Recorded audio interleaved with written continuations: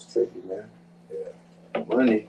And it could always be about money. It could always be them opting out. So the Lakers would come back and offer LeBron more. That's then allow Draymond to go down there with him. Yeah, that's real. You know what I'm saying? Yeah, buddy. They all got the same. That's a business move. All three of them. So it could be a business move. Hey, I'm not mad if we can get Porzingis healthy and then we get Jimmy back next year. The cool thing with Porzingis is he has a heart murmur, so there's really no determining if that can be cured. Yeah. We had him at full strength with the team, bro. Oh my God. To the extent of what's healthy with that, you know what I'm saying? And at this stage, just as in his career, with a heart murmur, it's very difficult to monitor this shit. Yeah, just an aging team. I think even if we were to secure LeBron, it would be the old guys versus the young guys. 100%. Veterans versus. I do like Yaxel out here. I love Yaxel. I like that. I love his energy. You know, that's they're chirping at each other. This Michigan versus Michigan State. Hello, I got you. Oh, that shit is a lifetime thing.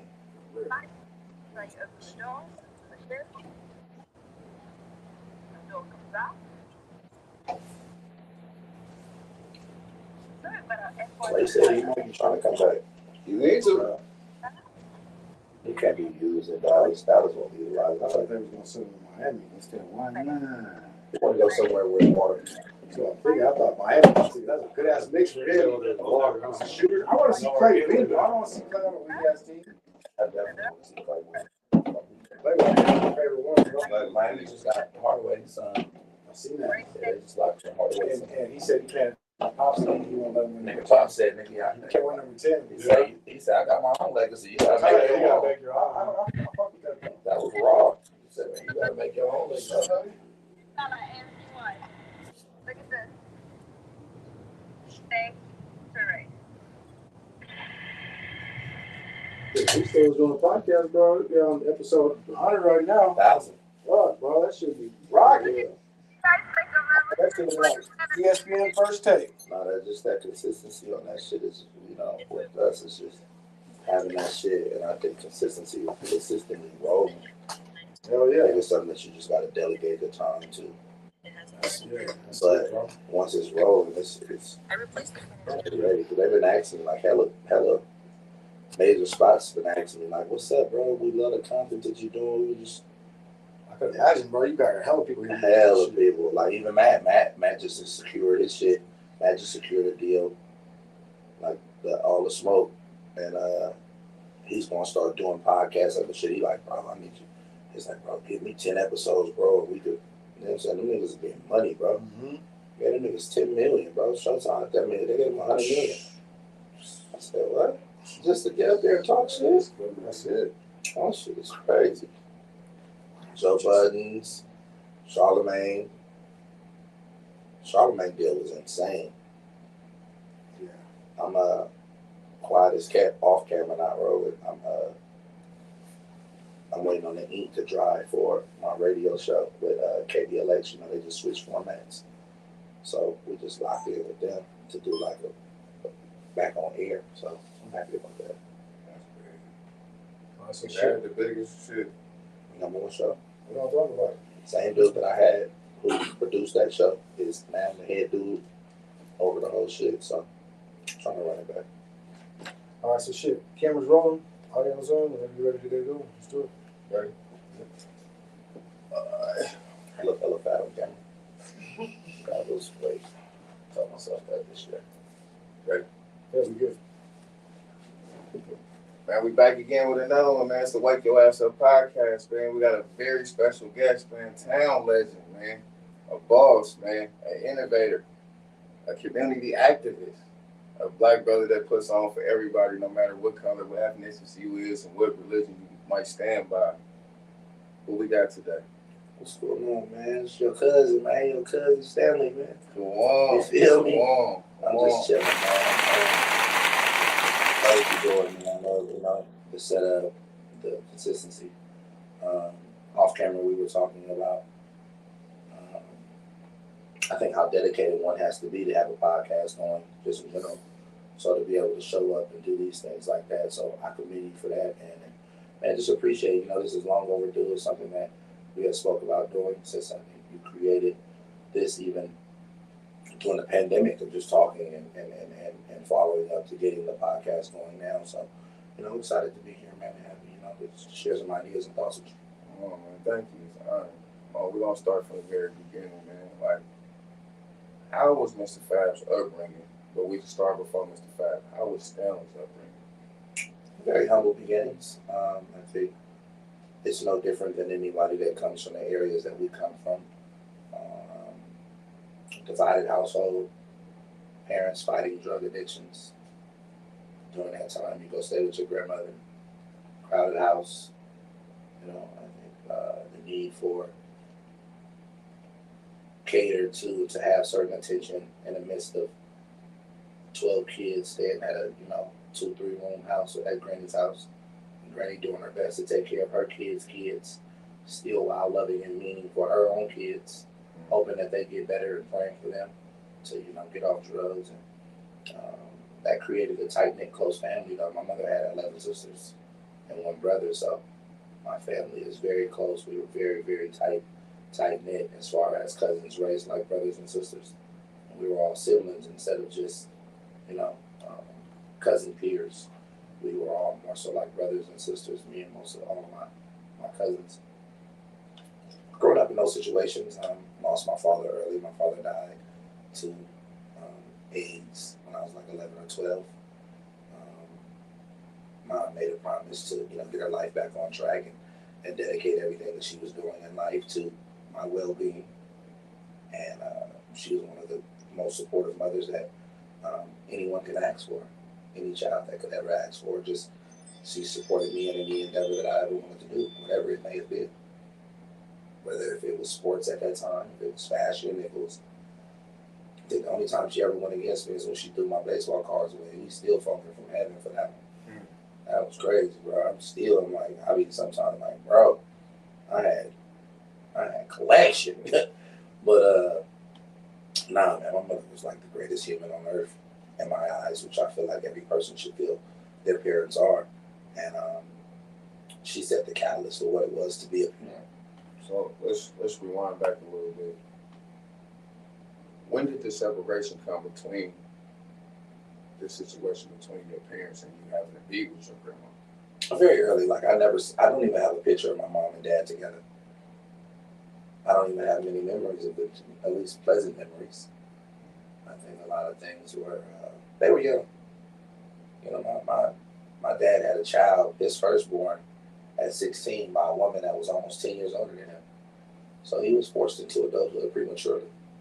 And I think you have to be mindful of that and forgive your parents as you get older, that some of your parents they were kids. They were kids just trying to figure it out, And when you start putting yourself in those positions and you start viewing yourself, what were they like at the age that you are now? Like my dad died at 41. And so me being 44, I'm older than my dad was, So I can only imagine with so much life that I feel like I have left in me to live, and so many things that I haven't done and spaces that I haven't grown from that I wish to mature to. I can only imagine how unfulfilled he was at that age. So he was still a child, man. He was still a child, still trying to figure out things and trying to get it on his own. So they never, in my lifetime, they never were like together like that. He had a severe drug addiction, and my mother was battling her drug addictions. And so, I think she made the best decision to take me to my grandparents' house at an early age so she could get right. And that's what she did. And like I said, as I got older, before she died, and what I mean by before she died, I'm talking about like an hour before she died. Like I told her, man, I forgive you. And I think she, that was a resting space for her. Like she finally felt like she did enough for me to forgive her. And she passed like an hour later, bro. So yeah, that was a good thing. But the message to, kids and children and siblings and stuff like that, man, forgive your peers, man. Forgive your parents for the thing time hadn't taught them yet. Forgive them for stuff that they hadn't experienced and they didn't mean any harm. They just was going with the information that they had access to.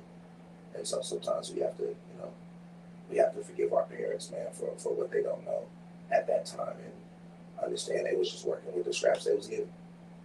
What are some of the causes and effects that may bother you as a child growing up without them and having to, be nurtured in a whole different way from a grandparent's point of view instead of a parent's point of view? It was always the question of, was drugs more important than me?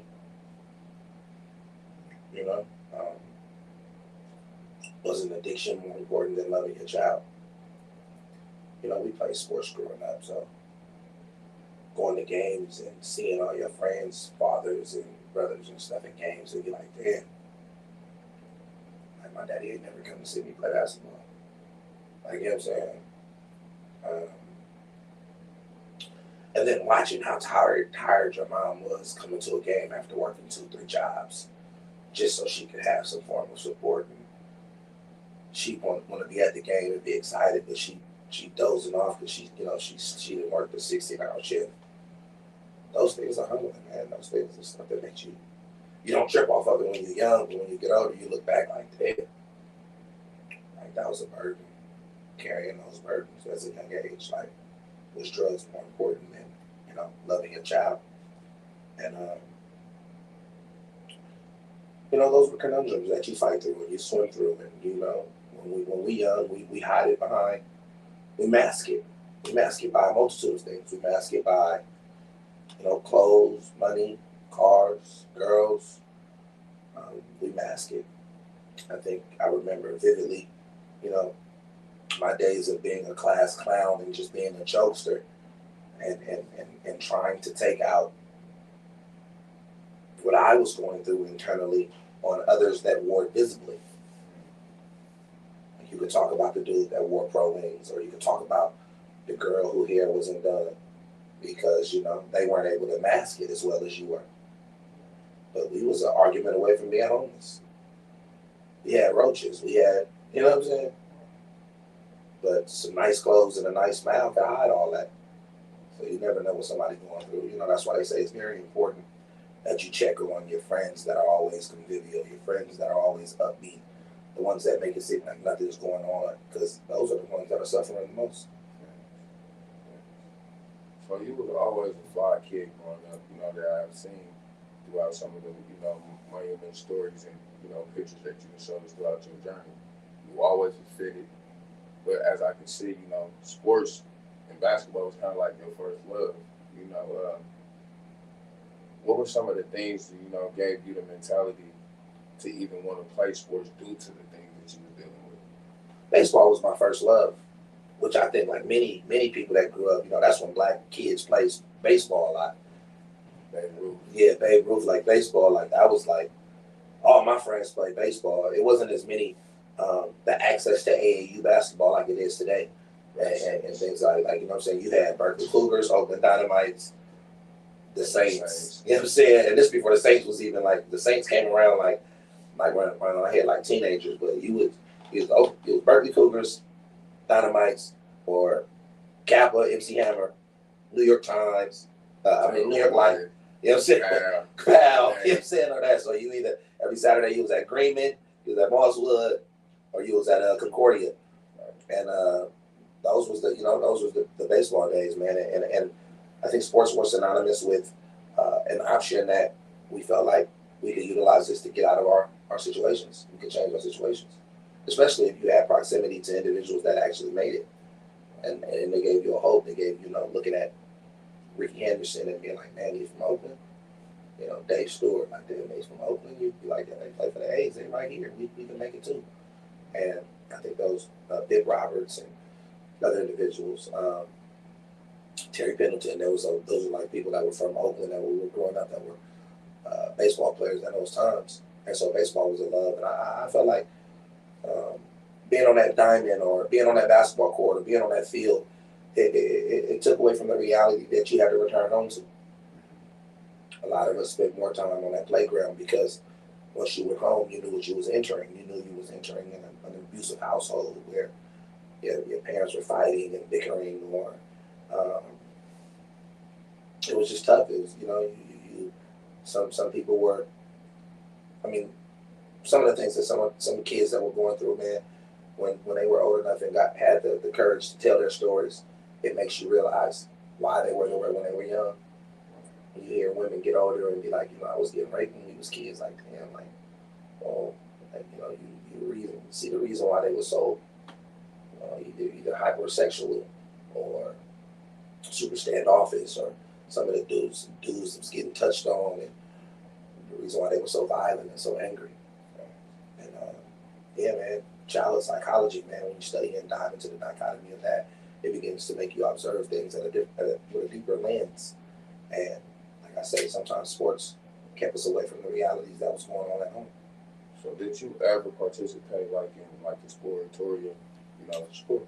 So when you participated in that, what were some of the things that you did? Like, did you cite a well-known poem? Did you write your own poem? Or, did you just create something that you might have heard from the latest people in the neighborhood? At an early age, I had advanced education. Like, I was always kind of like, I was in always all the special programs like Mistah, which was like the Math, Engineering, Science Academy. I was in GATE, which was Gifted and Talented Education. I was selected to go to the Math Olympics, which was held at Holy Names, where you had some of the best mathematicians around your area from SAT school. I mean, what was those tests? The CTBS, whatever those tests were. It was whatever those tests was when we was young. And so I've always, I think education-wise, I've always had that. That kind of like, that was my niche. I always loved school. I always loved learning and stuff like that. When we was young, people called it square or nerd or whatever. But, I think those were their insecurities projecting. It was just well-rounded from an educational point of view. So I do remember Lawrence Hall of Science and stuff like that. I remember, taking those trips. I remember plays and drama class, reciting the I Have a Dream speech, reciting quotes from Malcolm X's speeches, Claude McKay, If We Must Die, James Baldwin, different poems, different writers, which always gave me a love for writing. At a very young age, I developed a love for writing. And then when I would get in trouble, my form of trouble was my mom would make me read the dictionary. She did that. We were moving not too long ago, Liv getting ready to go to college and just getting her stuff together. And so, congrats, Liv. For sure, I found a dictionary that my mother gifted me that I gave to her. And it was dope, man, just reading what it said, the caption that my mother wrote. And she was saying, I hope that this book helps you go on to become a wealthy person. And I'm not talking about money. And that was super dope, man. Just how she invested in me at a young age. She knew that, this is that knowledge, man. Knowledge is power. Knowledge is powering. And to be empowered by such a significant figure in your life was very motivating. So, yeah. So through the literature of love here, where did your love that come in with music? And like, how old were you? And what gave you that drive to even want to just adapt to even listen to music? I grew up in a musical household. Like, now don't quote me, but it's some correlation between my grandmother and Sam Cooke. I mean, he might be a cousin or it's something like that. Like, so I know for sure Karen White is my cousin. And in the 80s, Karen White was like a superstar. Karen White was like the second coming of Whitney Houston is what, how like when she had the song, I'm Not Your Superwoman, and all around the family, your family be like, that's your cousin. That's your granddaddy, daughter, niece, or daughter, niece, daughter, or something like that. Right. So we grew up in a musical household, and then my grandfather was like an old I to this day I don't know exactly what my grandfather did. Like I never seen him get up and go work, nothing like that. But I never seen my grandmother work.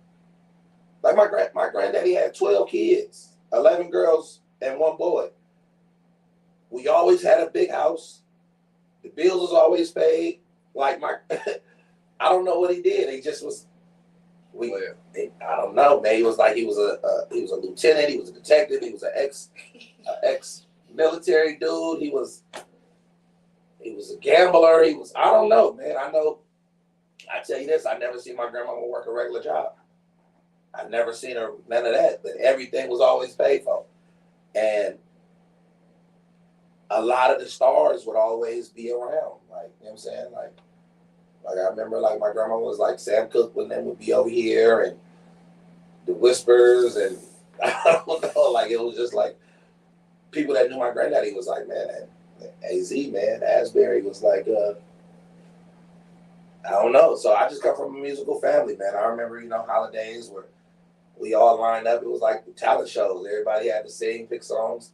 But I think I became immersed in the love of music after writing around the time that my father had passed, and I began writing poetry because I had went into a dark space. I went to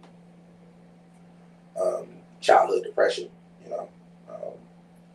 At the time, we didn't know much about AIDS.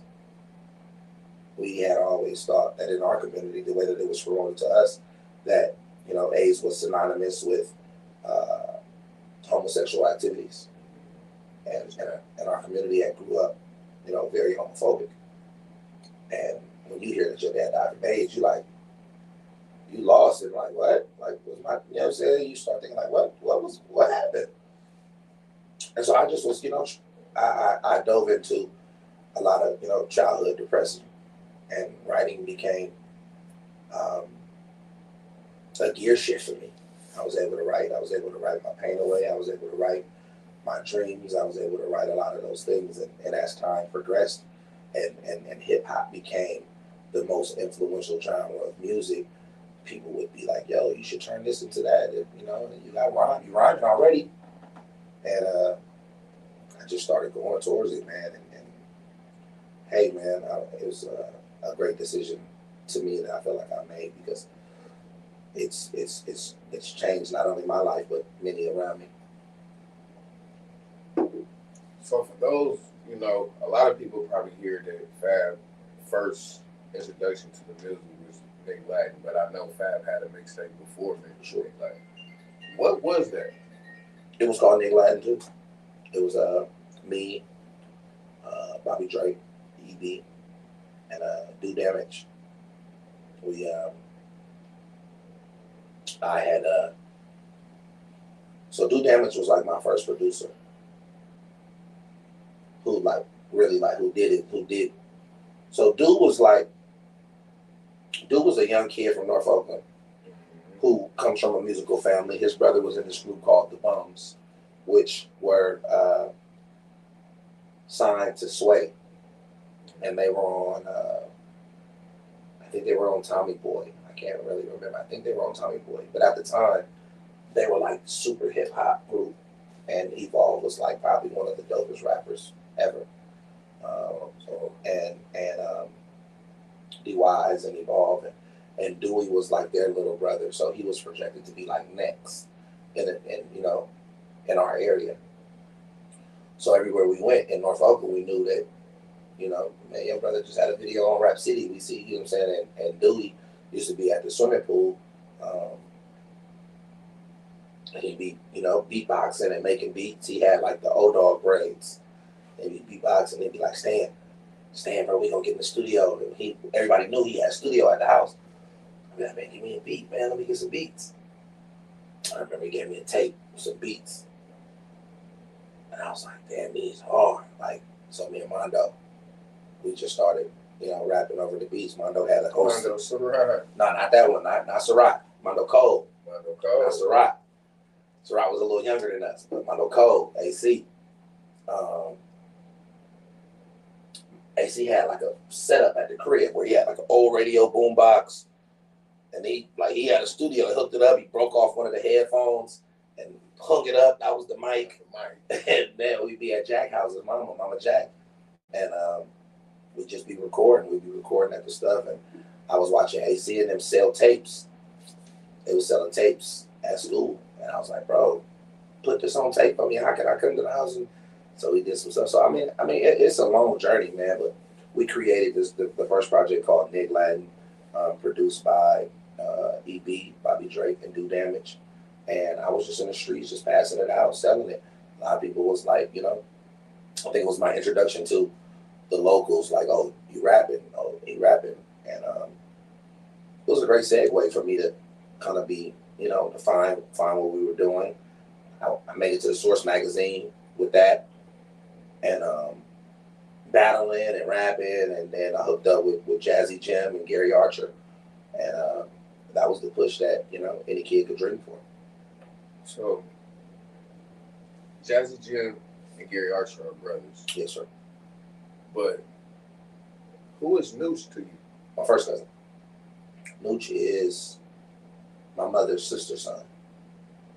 And Nooch is somebody that everybody tries to leave out of equations.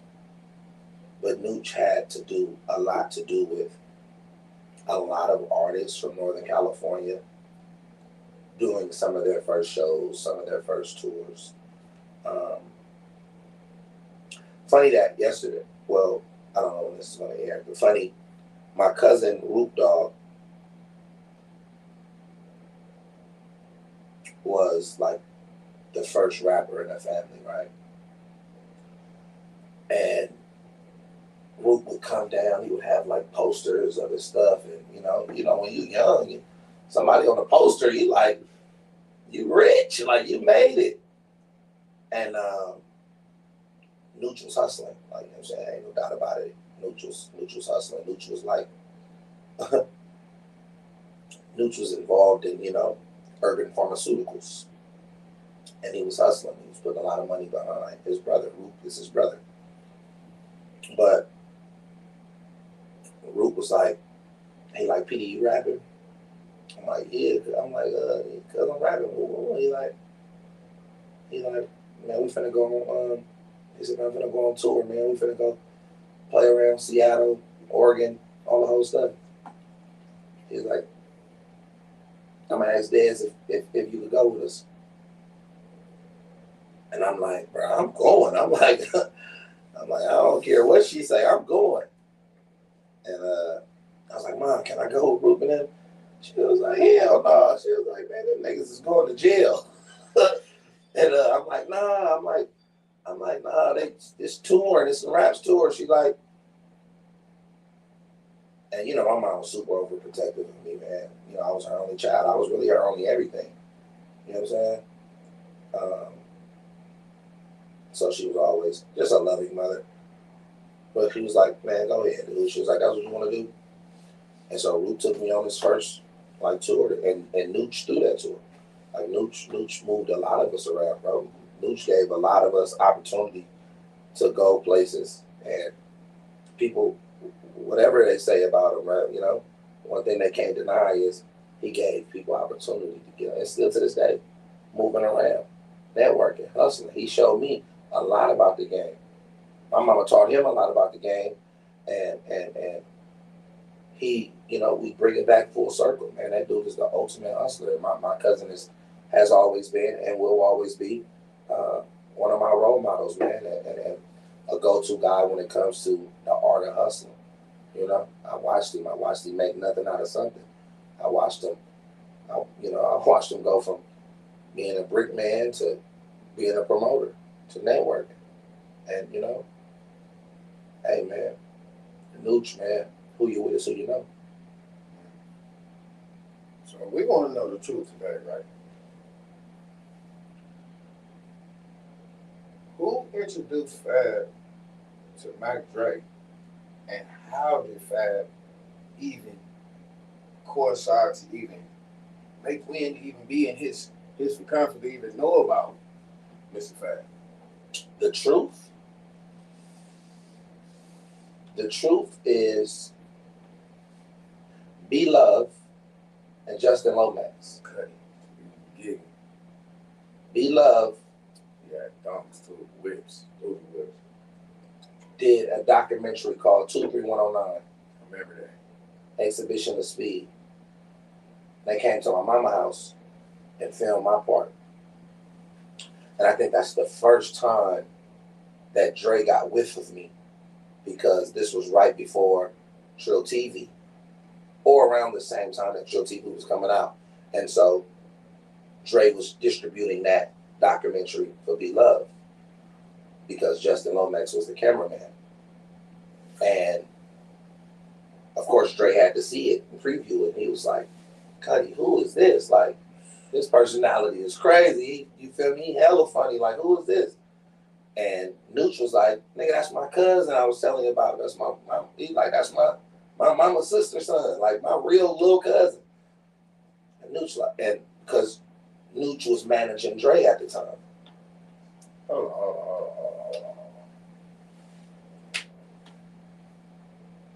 Nooch was managing Mac Dre at the time.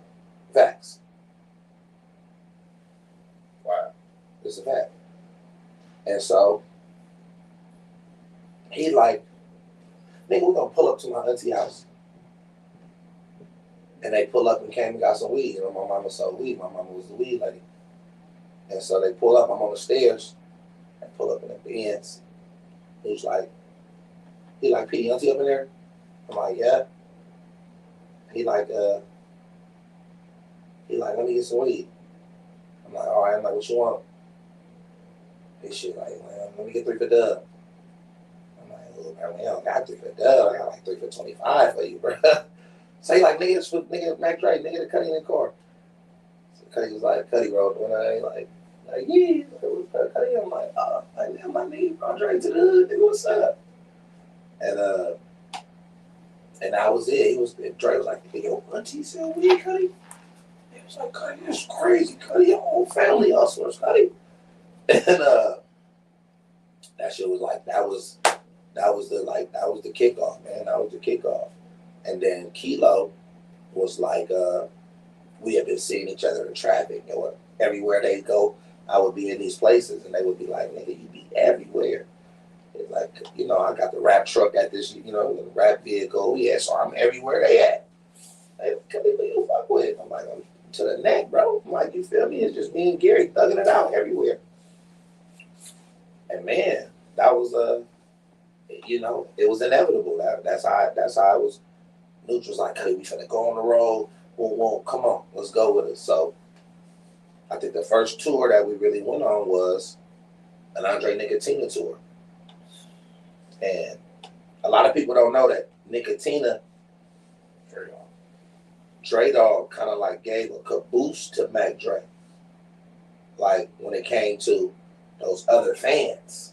Those others. The Sebastopol, the Santa Rosa, the Ukiah, the Weeds, the, you know, Metfords, the Salem Olympia. You know what I'm saying? He kind of he was like, look, man, Rap Cat, y'all going after Old Warriors like it's a whole stadium of other fans that love us. And the only reason that, you know, we don't feel the support because we don't go up there and go rock with them. But you could make a living just going to Petaluma, Santa Rosa every 3 months. And when he introduced Dre to that Chitlin market like that, it was over. It wasn't no looking back.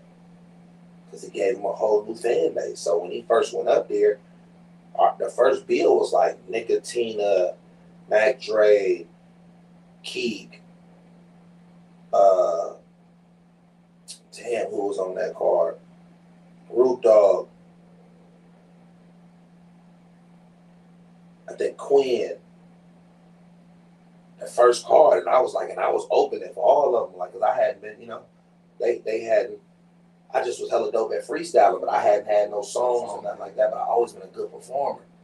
So whatever songs I had at the time, I was performing those. And it was like, yeah, and I just worked my way up. But once Drake got that crowd, man, it wasn't no looking back. He was on fire. Then when Trill TV dropped, like people from Oakland won't admit it, and other parts, but they really wasn't on Dre like that.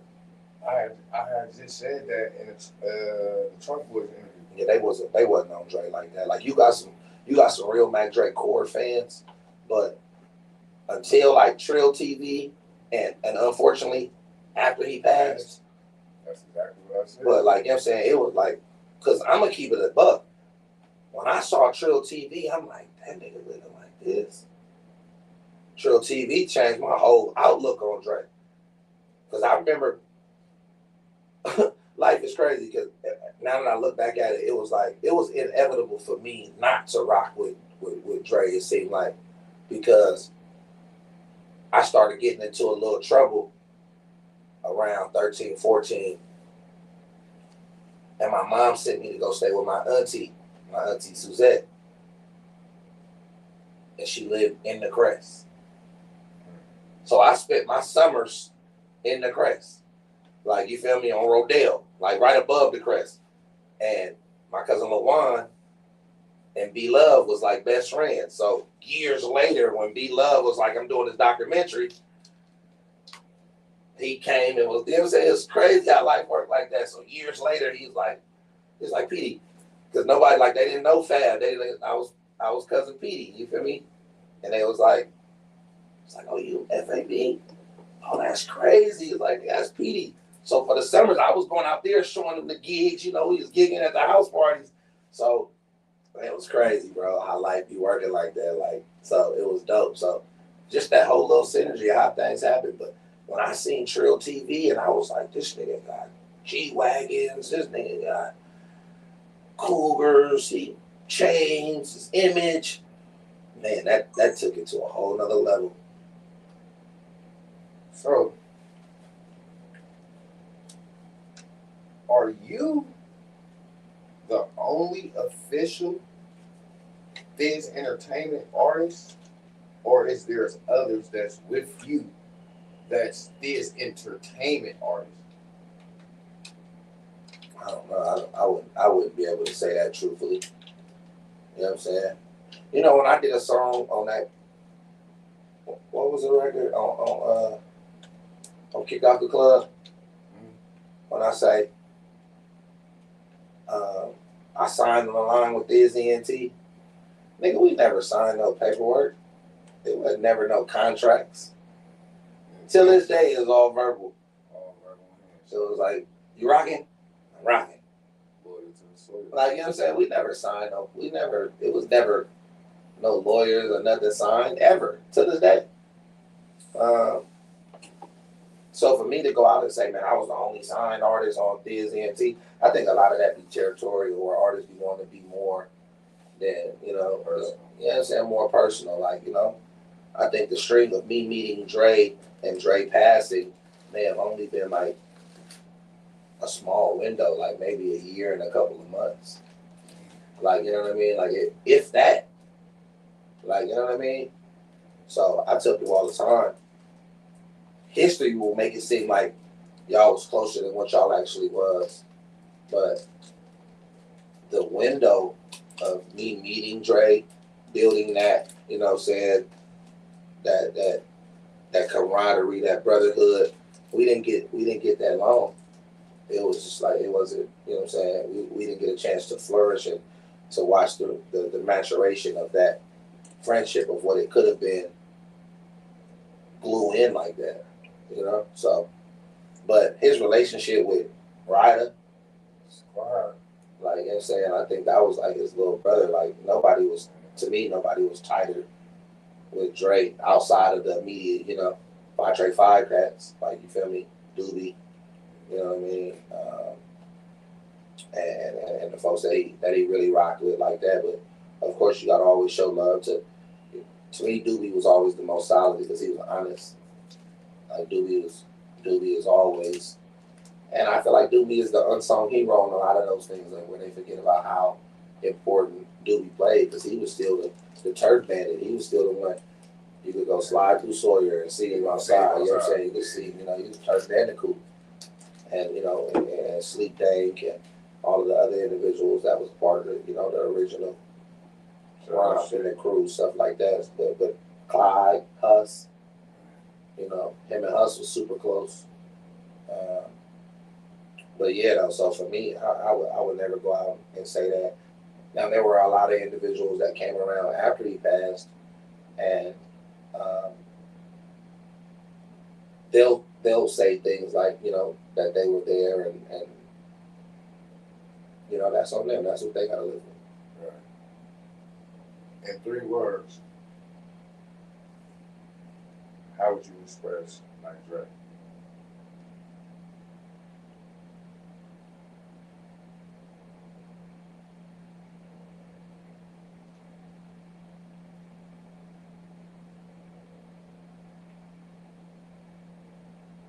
We gonna win. In 3 words, we gonna win. He was big on we. He was very big on we. And seldomly do you see individuals that have been placed with a level of influence like he had that utilizes we. It was a team effort. It was a team player. It was like, yo, it was we. We gonna win. Because he wanted to make sure that all his folks was in. Like we was in. Like I feel like he could have took a deal for himself. He could have did everything. And he was just like, nah, cause you know, it's a we thing, we going. Like, you know what I'm saying? He was very, I mean, even when you dive into, you know, the dichotomy of his prison stint, he didn't even, he had nothing to do with a bank robbery. He was just like, nah, I ain't feeling. They like, Dre, we gonna let you out. Just tell us. He didn't even have to say that they robbed banks. Just tell us that you knew. Like, you know what I'm saying? It was like, you don't even got to tell us that you robbed a bank or that they was coming to rob a bank. Just tell us you knew. He was like, I don't know nothing. And 6 years of his life, you know, he went to go juke. He sat down for some weed. And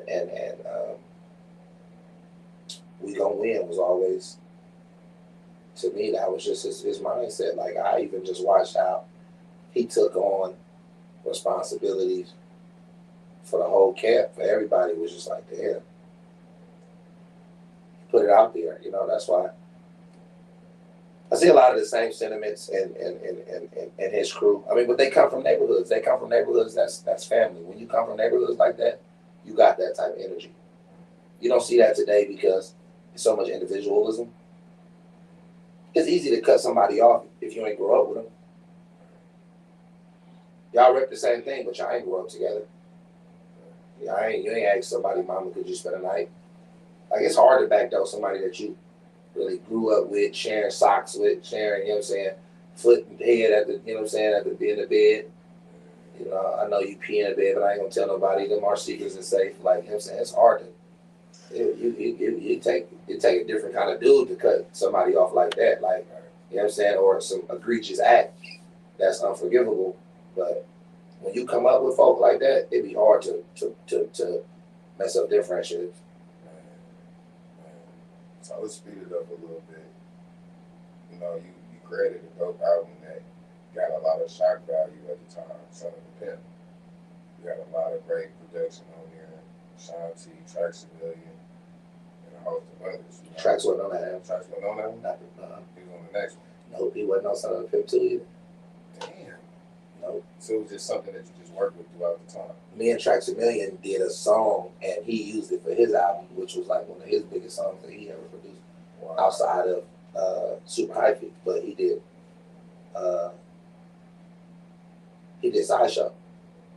Yeah, he did Sideshow, but it was never on none of my albums. It was on his project. That's crazy, because now that you say that, it wasn't on your album. It was never on none of my albums. That was his. And then at that time, that was like when LimeWire was out, so somebody would find a song. We don't know how it got out. It just leak it, upload it. But yeah, that was on Slap Addict. That was actually one of his biggest songs that he had ever produced. But a producer that you missed it on Son of a Pimp was Kanye. Kanye West did the first song on there, actually. Hold on. What the fuck? Yeah, Kanye West did. He did the song "Big Time" on there, and this is before. Of course, it wasn't the Kanye that we know today. This was the Louis Vuitton Don. This was him with the polo shirt, the pink polo shirt, the Louis Vuitton backpack. I met him at the Wake Up Show, and I was vibing. And he was just like, he was, yeah, he was. You know what I'm saying? Kanye was like super fly Chicago kid, and he did Big Time on that album, the first song. Then the intro was produced by Taj Mahal. So Taj, this is before he went on videos and everything. This is before he did videos for Rihanna and commercials and Nike and whatever. He's one of the greatest creators. That's an unsung hero. But Taj Stansberry, he actually recorded my mother. We went to his house and he recorded my mother because my mom did the intro. And he recorded that. And he'll always be forever in my favor for that because that's like one of the last spaces that I have of her actual voice that I could go listen to whenever when I get to visit moms. But yeah, the star producer, which a lot of people confuse sometimes, and they think Track's a million, but it was actually Trackademics. Trackademics did like 7 or 8 on Son of a Pimp. So he came through and he made that album what it was. Like I met him at Blake's. We did a show, The New Bay, me, Frontline, Balance. We did a show at Blake's. We were just creating just a new underground movement. And he came up to me at Blake's and was like, yo, I make beats.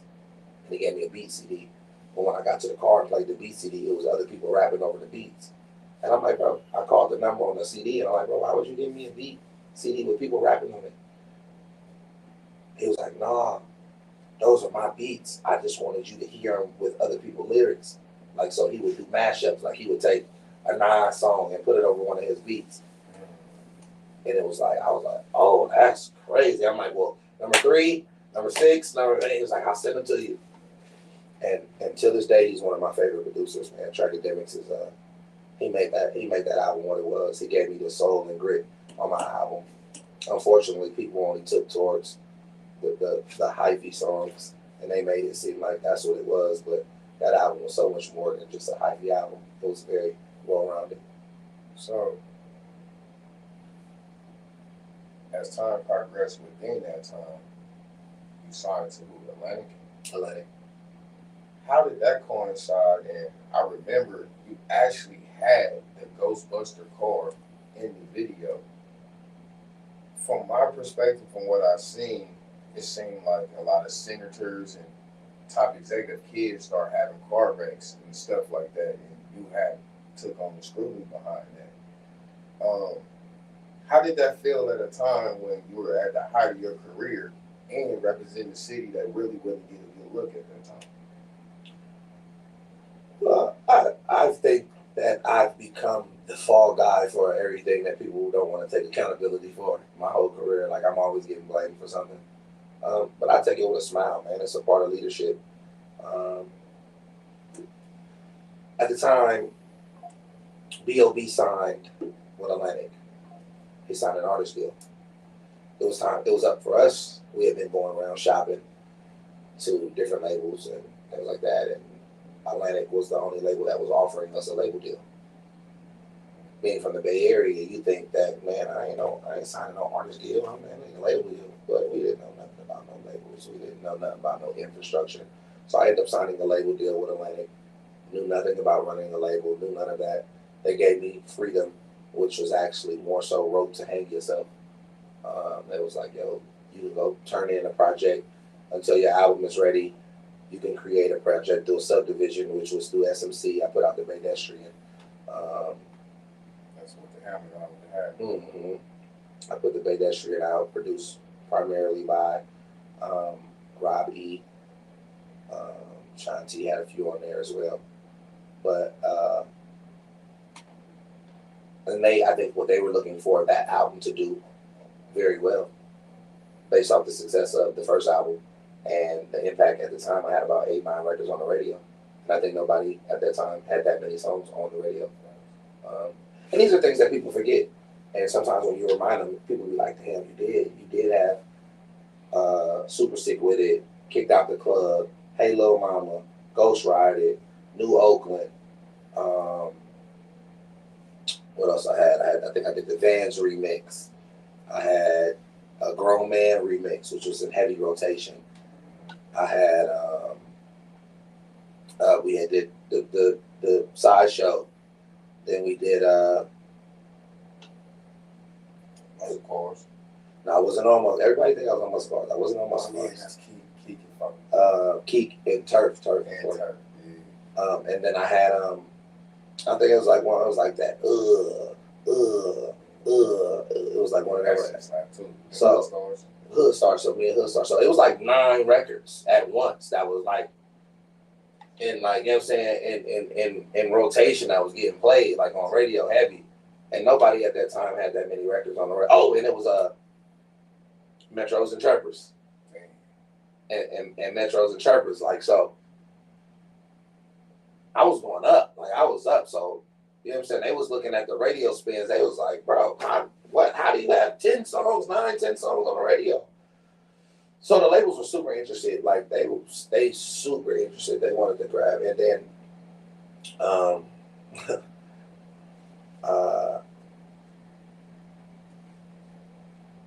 and then an opportunity presented itself to go do a radio show on another channel, and that was the turning point at the career at that time, because I got banned from the radio after that. So imagine Monday when you sign with a label, and then Friday, no records getting played, no nothing. Like, they just stopped. All the records just stopped. So the label was like, yo, what's going on? And I can't tell them about a personal dispute, or they don't care about the politics like that. They like, dude, we just gave you feel me, a bag. Like, what do you mean? What do you mean banned from the radio? What do you mean you're not getting, you know what I'm saying? Like, what? And that just changed the whole dynamics and the trajectory of where I was headed at that time. And it put a real dark cloud over what I was going and what I was doing, man, you know? And it couldn't have been at a worse time, because at the same time, I ended up finding out my mom had cancer. And then at the same time, I ended up finding out I had a baby on the way. So it was like, you know, bro, it was some stuff. Like, it was like, damn, like, I'm going through it at the time. Like, I'm supposed to feed my family. I'm booked 3-4 shows every day. I mean, every week. Like, you know what I'm saying? And it slowed things up, man. But looking back at it, man, I felt like it was a blessing. I just felt like I wasn't ready at that time to have the success. A nigga would have smoked me, just based off the fact that it was like, man, too much money. You don't have the emotional management to learn how to quiet certain things down. Like, you know, I'm 3, 4, 5 chains. I'm bracelets. I'm rollies. I'm everything. I'm red monkeys. I'm crazy. S500s. I'm young dude. I'm scrapers. We pulling up in your face. Braggadocious is like, if it would have turned over more to, you know what I'm saying, like the millions at that time, I wasn't ready for it. They would have killed me. And so I'm thankful. Believe it or not, it may sound crazy, but I'm thankful that it didn't go the way that it went at that time. Like, I'm thankful that I was banned from the radio. I wasn't able to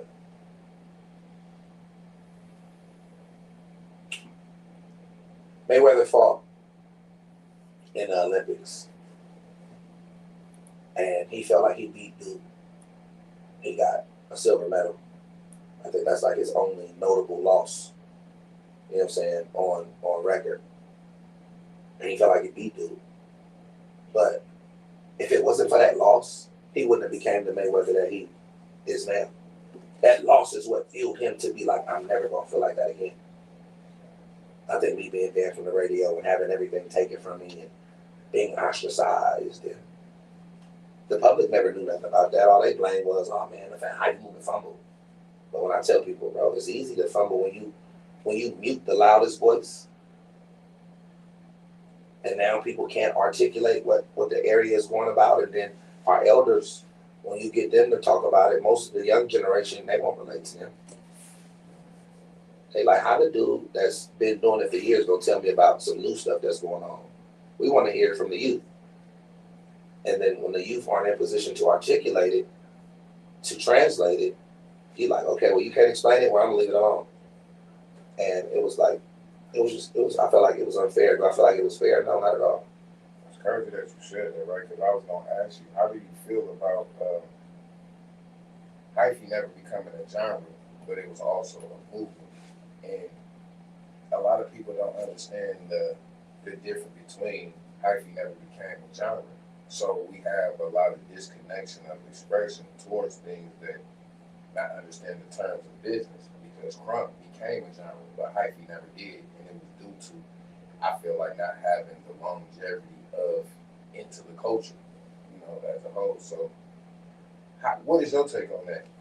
I think the subculture of hyphy is a genre, but we have to also be mindful of hyphy wasn't just music.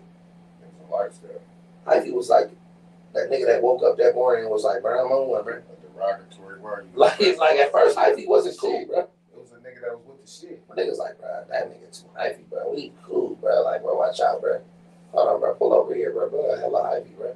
Hyphy was the young nigga walking in, you feel me? McDonald's twisting his hair like, bro, y'all ain't got no.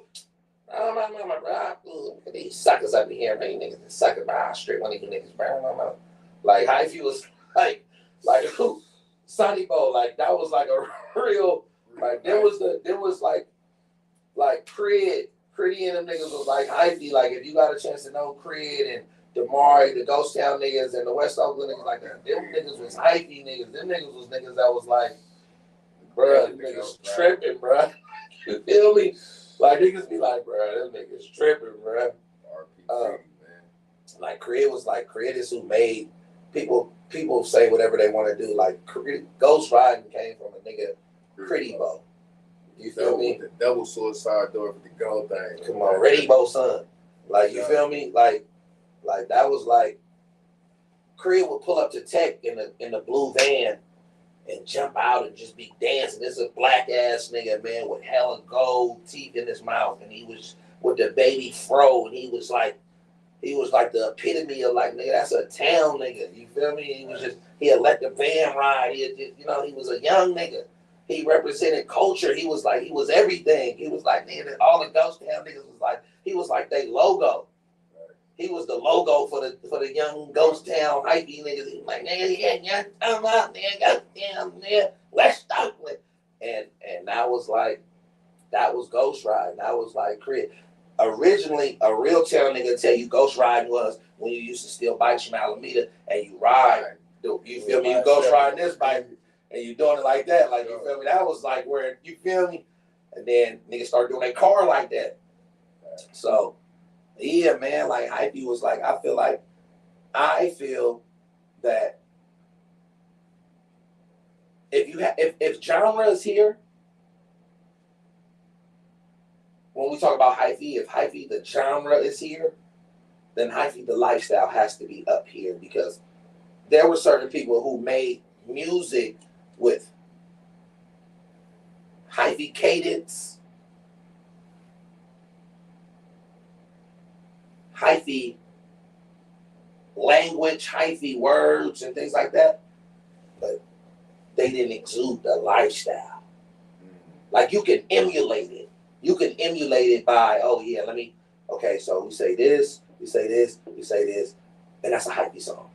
Nah, that's just, that's you're pumping up with the cadence, and you're forcing it. Hyphy was like a lifestyle. It was like, nigga, nah, like, this bruh really hella hyphy, bruh. Like, blood really, you know what I'm saying? And then the soundtrack to it was when y'all pull up. When we pull up in the yellow bus with 20 deep and we bouncing out, and you feel me? Or when we at the club and we do kicked out the club and they say, bro, don't perform that song, fam. Maybe it's going to activate some different stuff. Please don't perform that song. And I still perform it and we get kicked out of the spaces. Like, you know what I'm saying? when we at the sideshow, like, you know what I'm saying? Like, I couldn't do a song about the sideshow if I wasn't at the sideshow. Like, you know what I mean? Like, you know what I mean? Like, we at Beacon, we at McDonald's, we were there. So we was kids. We just was telling our story. We just was talking about stuff we saw. When I, you know what I'm saying? When I talked about, that's why I tell people, I'm like, bro, that could never get old because those memories would stick with us for a lifetime. That was some of people's brightest moments of their life. It's like, hyphy to us is like the summer of love in '69 for hippies. It's a time where you go back and you be like, bro, you could never take that away from me. That was some of the most fun that I ever had in my life. I was free. The music was expressive. I was able to, I lived everything that they was talking about. They was talking about my lifestyle. The blue jeans, the white tees and Nikes, that's what I wore. You feel me? We was going dumb. We was like, you know, certain niggas been on 3 smackers. Like, you feel me? Nigga, oh, he on one. It was everything in it. That was his life. Those were times where they'll never get that back. Niggas didn't have kids. Niggas didn't have no responsibilities. They was just like, bro, we was young, wild, and free. And that's why I say it was a lifestyle. It was a time that I don't care who likes it or who never. There are people that always want to go back and visit that happy place. So we'll always have a space in life because somewhere, somebody wants to go back to those times where they didn't have a care or concern in the world. They just was free. And the music at the time that we was doing gave us that vehicle of expression. It gave us that opportunity to be like, bro, I'm free. I'm laughing, brother, for this 3, 4, 5 minutes when this song go on. This tribal dance that I'm about to do, finna fuck it up. Like, I'm finna turn it. This is tribal. You gotta think the Brookfield is tribal. Right. You know what I'm saying? Hitting that dance, like people, it was niggas that never been to Brookfield in their life, still to this day, who know how to do that dance, probably better than somebody from there.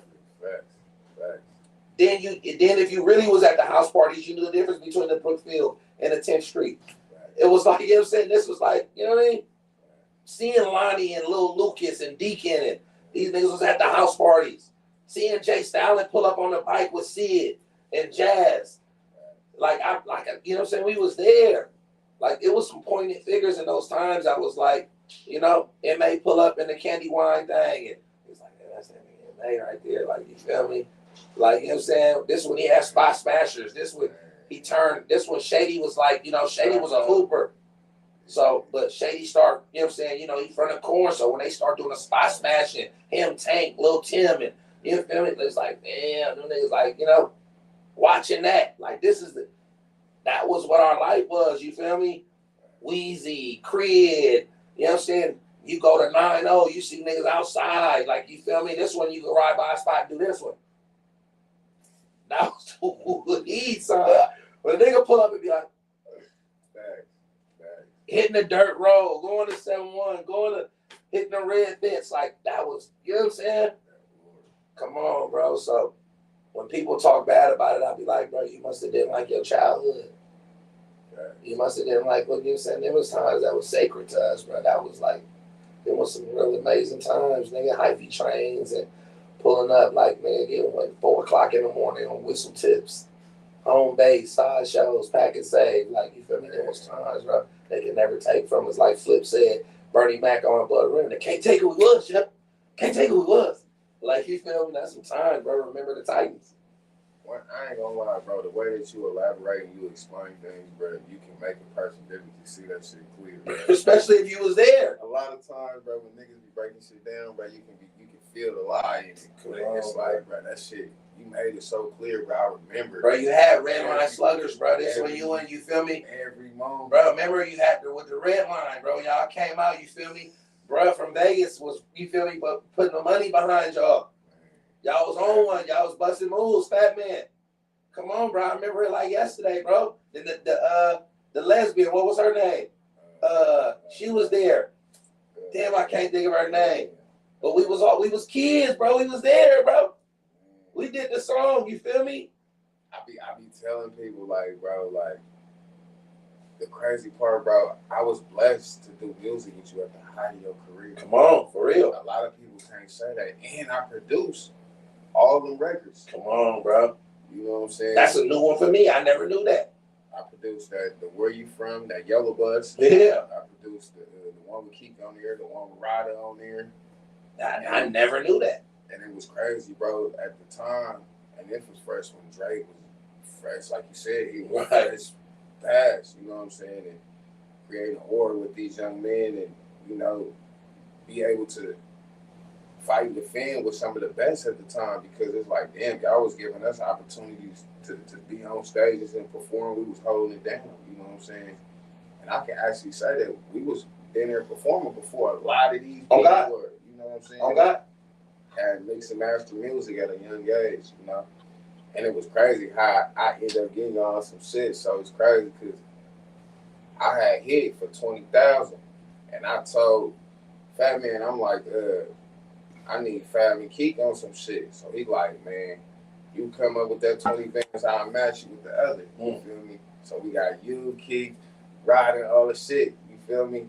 And it was crazy because it was like, I always seen you anyway. You coming to the hood, we fucking with you in the hood. So it's like, damn, now for fucking with a nigga in the hood, I'm seeing Fab be one of the biggest artists in the world from our side. Now I'm actually getting to do production with this nigga on it, and I'm rapping on it. You know what I'm saying? So it was a monumental thing, bro. And you know, just to see that shit say forward, it's a blessing, bro. You know, and to see you transition into the penmanship and writing platinum records and exploring other, you know, great options to creating a clothing line with you and Crip and, you know, your other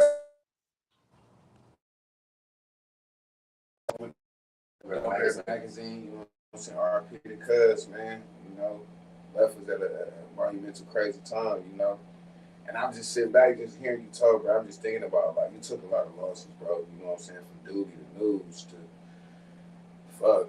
Keith, G-Field to Mom's dad, all the other stuff. bro, you know, I can say, bro, you wear the crown on that as heavy as you can, man, bro. You know, the fucked up part is like we can do this shit for hours. Yeah, we ain't even touched the grit of it. That's just the childhood. It's definitely gonna have to get a part two. We got so much, bro. For real.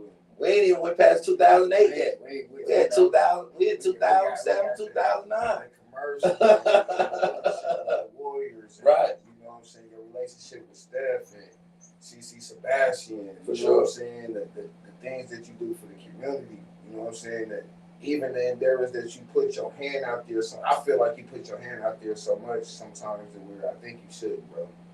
Because sometimes people are not willing to accept things to where they never was born to race and know how to be a team player, so they don't know how to desire those. You know? For sure. And the things that you have done for us, bro, sacrifices, bro, a lot of people probably would have killed themselves, bro. And I'm just being honest, bro. Especially at the heart of the career, top of the moment, radio station, fall, city, blaming you for all types of shit. It's almost like how the hammer screw. For sure. You know? And it's like, stand. What a coincidence. You know what I'm saying? And it's fucked up how the real representation of Oakland, that's really from Oakland, always get the sour part of the stick. You know what I'm saying? And it's fucked up. But in my eyes, bro, you're one of the biggest superheroes we got here. You know? As men, we might not always agree with things, but we come to a common ground to understand, bro, I respect you and I love you, bro. As a brother, as a friend, as a man, and a peer, bro. You know, sometimes people taking personal endeavors over the endeavors that we all humans, bro. And humans make mistakes, sure. And only one God can be the judge behind things. And sometimes we try to judge each other by personal endeavors of things that we can't control. You know, it's been a beautiful, beautiful journey, bro, just to see the things that you have created. You know what I'm saying? That you have innovated and showed people that if there's a will, there's a way. You know what I'm saying? And not to quit, bro. It's easy to quit, but success is a choice, and you're making the choice to keep being successful, bro. When it's easy to fold, when it's easy to, you know, have others turn their back on you, when you probably want to turn your back on yourself. You know what I'm saying? Creating a beautiful family getting you a son. You know what I'm saying? Just being around and creating a club for your mom, the legacy of your mom. You know what I'm saying? being able to be on the Monopoly board, you're on Broadway with two endeavors. How many people Park say Place that? in Broadway. You know what I'm saying? Like, Yeah.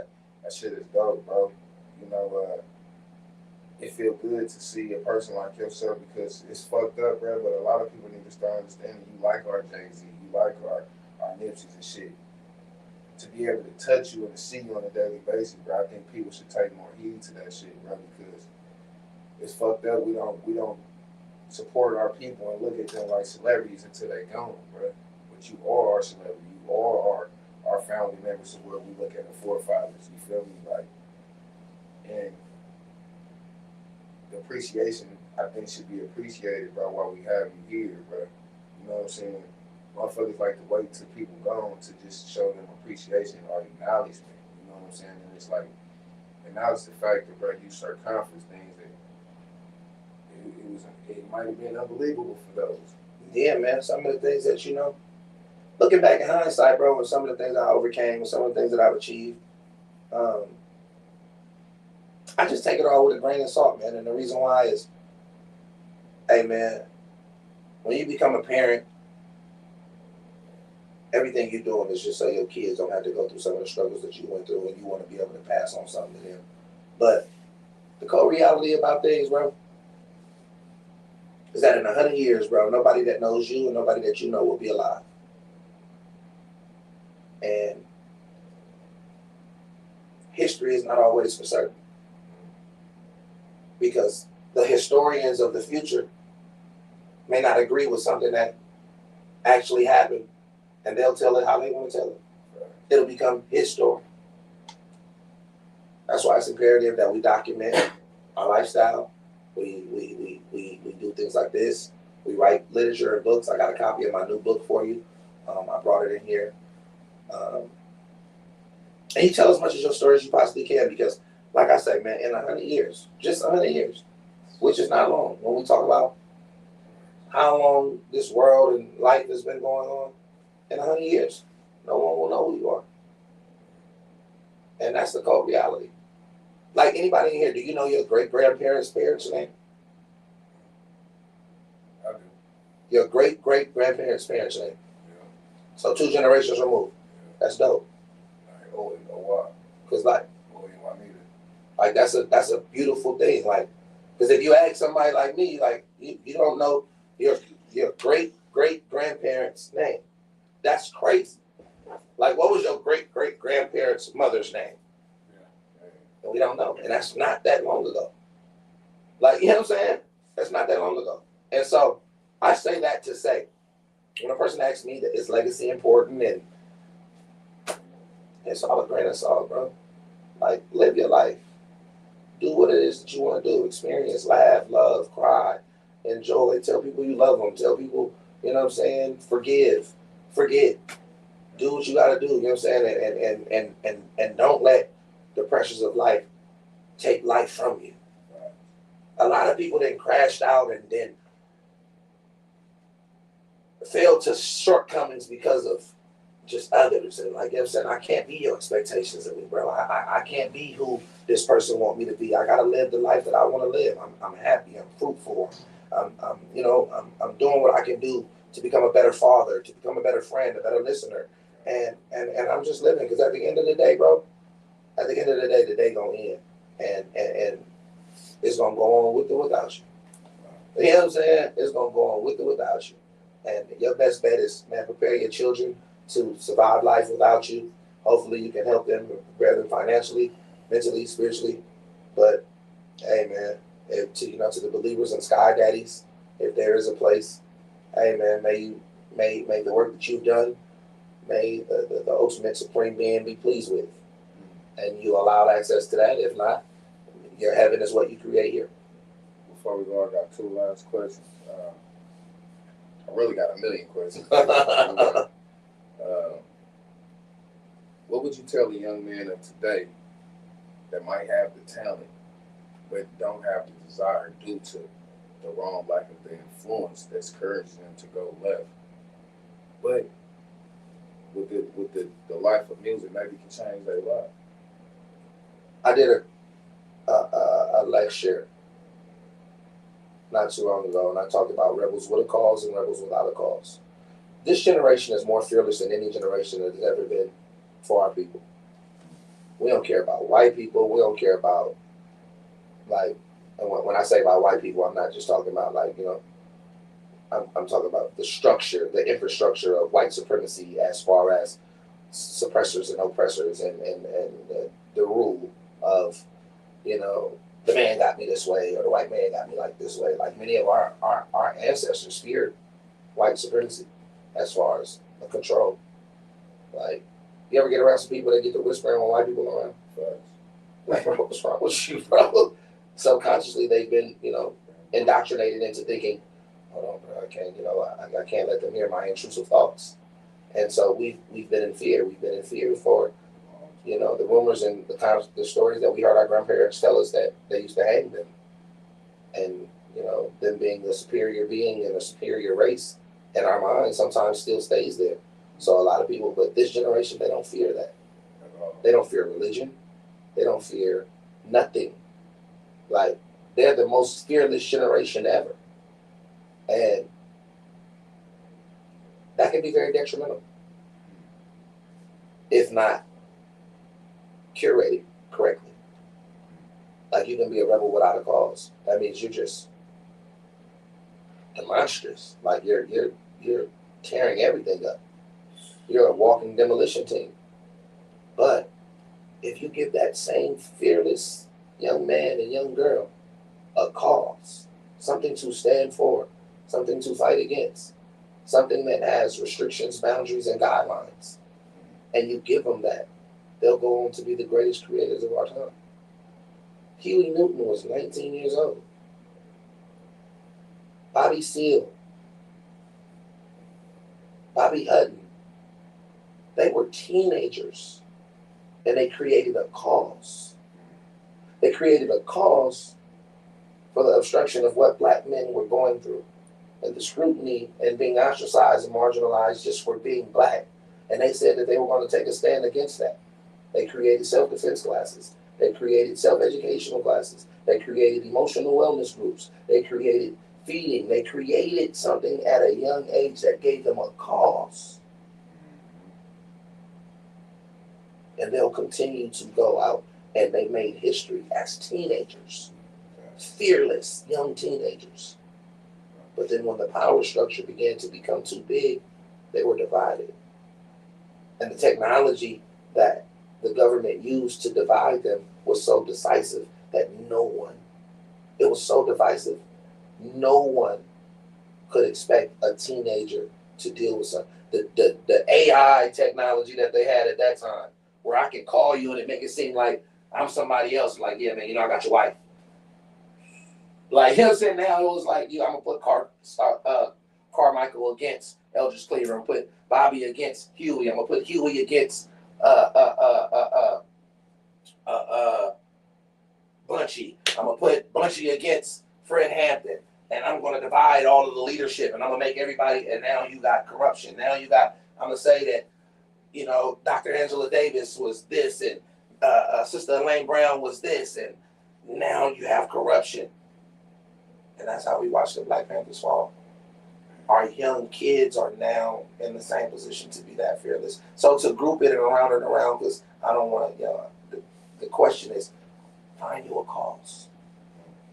Find you a cause and dedicate your everything to that cause. And if you truly believe in that cause and you create a work ethic and you create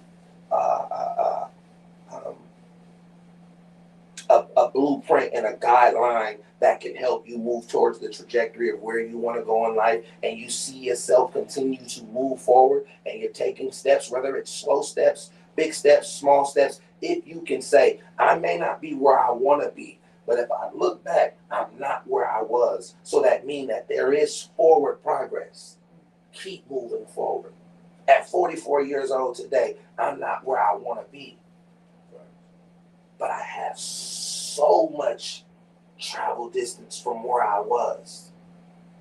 And I'm not going to let nobody take that from me. I'm thankful. I'm grateful. But I'm still focused on getting to where I want to be. And who knows where that is? But I know it's on a path that I started carving out a long time ago, and I'm still there.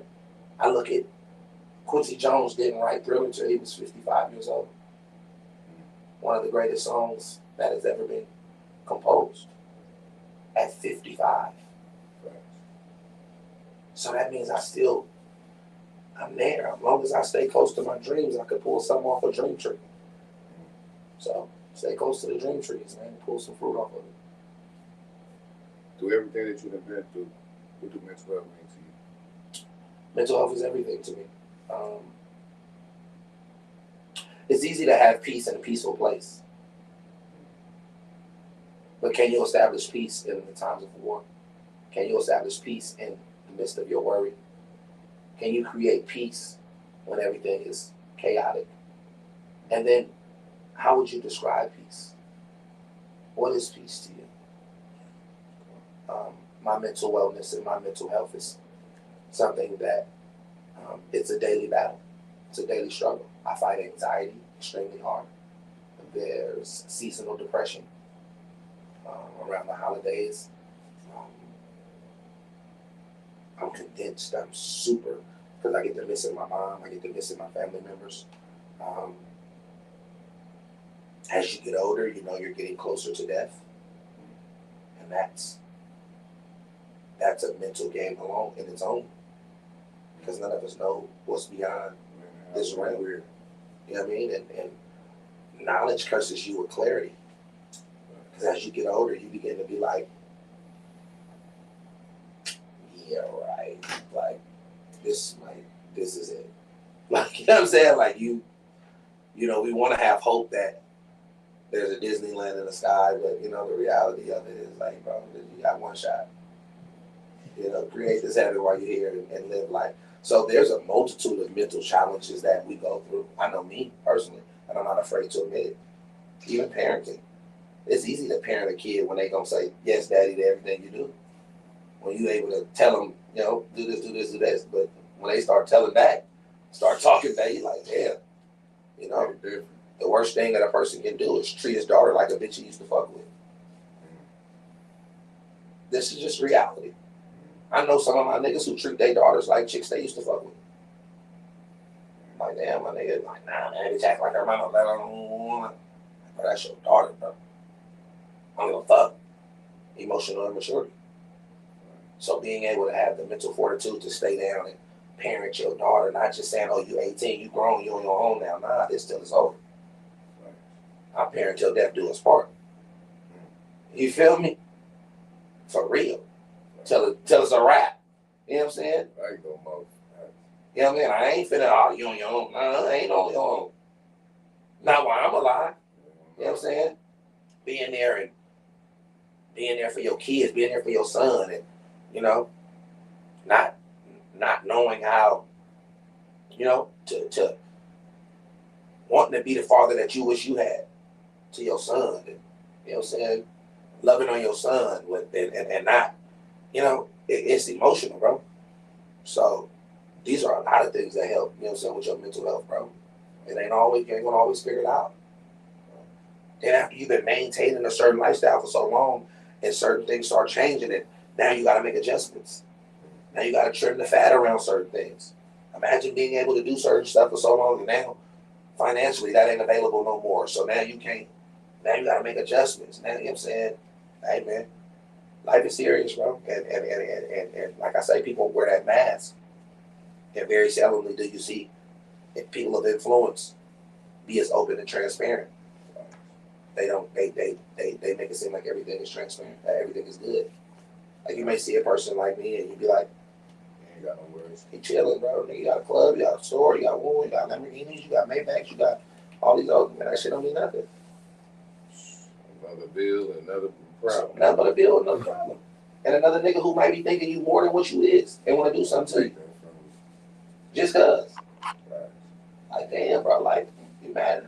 You know what I'm saying? So, hey, man, I keep prayer in my life. I keep meditation in my life. The greatest recipe that I feel like that has helped me is love. That's the greatest recipe that a man can keep in this game, is love. Even if it's, I just love for self. I love me so much that I won't allow myself to fall out over some. Man, you got that. You feel me? If it was that important to you, you got that. And I walk away, man. I'm not holding no grudges. I'm not mad at nobody. I'm not mad at the person that gave my daddy AIDS. I ain't mad at I ain't mad at the radio station that was responsible for me missing out on millions in my life. I ain't mad at for the niggas that jump ship. I ain't mad. My deepest wounds came from people I love. The hate that I received come from people I did the most for.